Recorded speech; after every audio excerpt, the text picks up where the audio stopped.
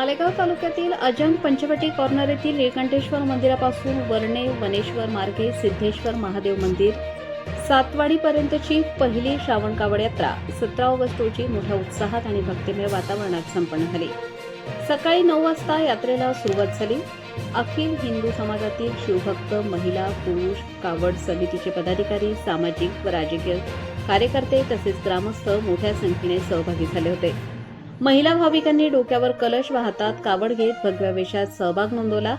मार्गातील महिलांनी घरासमोर रांगोळ्या काढून कावड यात्रेचे उत्साहात स्वागत केले। श्री शिवाय नमस्तु, ओम नमः शिवाय तसेच हर हर महादेवच्या घोषणांनी आणि डीजेच्या तालावर संपूर्ण परिसर भक्तिमय झाला। सातवाडी येथील सिद्धेश्वर महादेव मंदिरात पोहोचल्यानंतर शिवलिंगावर जलाभिषेक करण्यात आला। त्यानंतर महाआरती करण्यात आली। यात्रेत कावड समितीचे अध्यक्ष उपाध्यक्ष व सदस्य सरपंच उपसरपंच यांच्यासह ग्रामस्थ मोठ्या संख्येने उपस्थित होते। प्रतिनिधी महेंद्र अहिरे।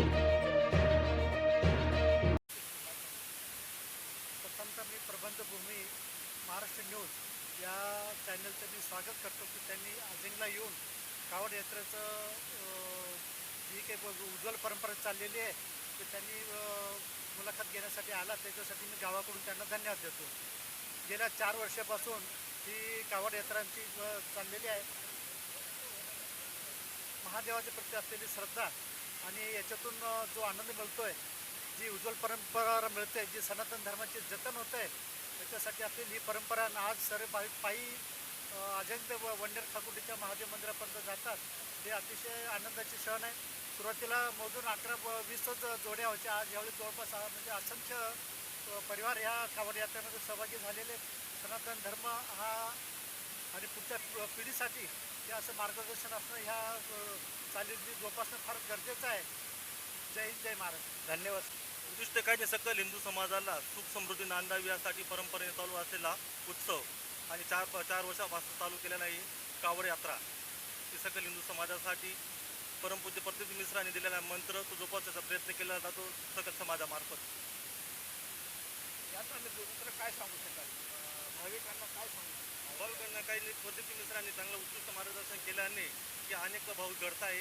सर्व समाजाला मार्गदर्शन होतं प्रदीप मिश्रा यांच्या माध्यमातून समाजाला मार्गदर्शन मिळते आणि समाज कुठेतरी धर्माच्या मार्गावर चालतोय। काय नाही, आमचा देवावर खूप भरोसा आहे। पायी यात्रा करतो, आम्हाला खूप अनुभव घडले। आमच्या देवाचा आशीर्वाद आहे आमच्यावर।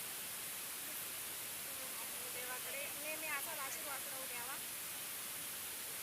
दरवर्षी जातो आम्ही पायी। बम बम भोले, जय जय भोले, भोलेनाथ की जय। धन्यवाद।